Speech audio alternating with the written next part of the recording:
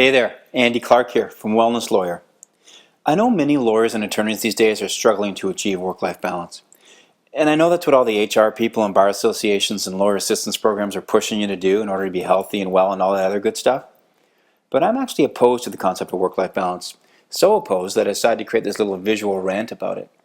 First off, if you're a lawyer who's been striving to hit this mythical and elusive work-life balance goal, the best thing you can do for your quality of life is to stop right now. Why?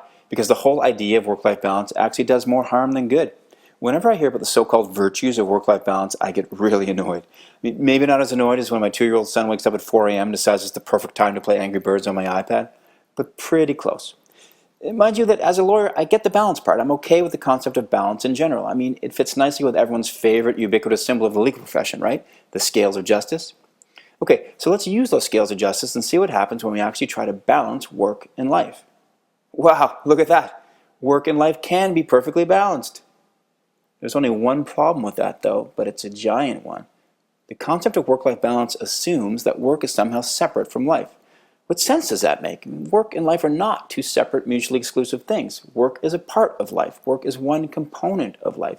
You cannot balance a part of something with the whole of something. It's impossible, and it doesn't take a math whiz to figure that out. So if you're operating under the delusion that work and life are separate entities that should be in some sort of balance with one another, then you're on a fool's errand, my friend, and your work and your life as a whole will both suffer as a result.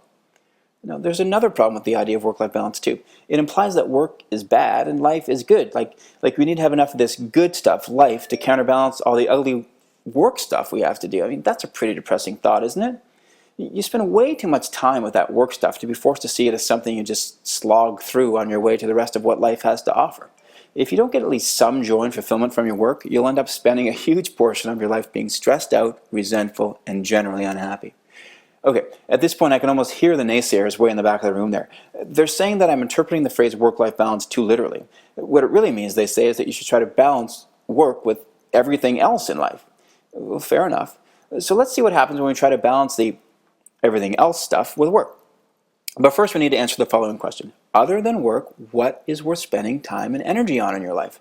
Well, I recently asked a group of successful lawyers the exact question, and here's what they came up with in about 30 seconds. Health, family, friends, love, learning, relationships, faith, play, finances. Again, this was in 30 seconds, so it's not an exhaustive list, but it's a good start. Now, let's think about this for a second. Do we really want our work to balance with the sum total of all this other important stuff in our lives 50-50? It doesn't sound very wise to me.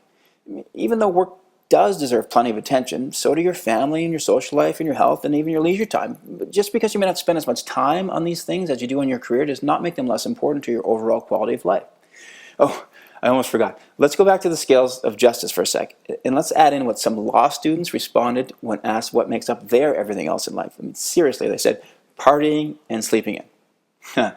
Law school, those were the days. When you think about it, most lawyers and attorneys, most people for that matter, they tend to devote lots of effort to one or two areas of your life while neglecting the rest. You can probably think of lots of lawyers who have great relationships or a top income or a satisfying career or an outstanding fitness level, but how many can say they have all of these things? Fact is, when you're struggling in any area of your life, it creates stress in every area of your life.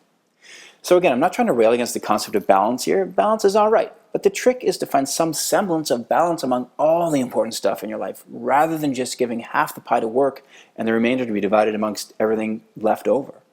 And I hope you're not getting cute now by deciding that you'll achieve balance by failing equally in all of life's key categories. A much smarter option, seems to me, is to pay a little more attention to the areas that are dragging you down, moving them up to similar levels of success as the ones where you're cooking already. That way, you're working toward a truly worthwhile goal, operating at a high level in every important aspect of your life. If that idea resonates with you, if you want an extraordinary law practice that fits within the bigger picture of a fully rewarding life, then I invite you to visit me at wellnesslawyer.com. There, you'll find all the details of our effective and proven life enhancement system exclusively for lawyers and attorneys. It's a practical and a proactive approach that decreases stress, overwhelm, and imbalance and leads to enhanced health, happiness, and fulfillment, all of which gives you a compelling competitive advantage in the legal field and in your life as a whole.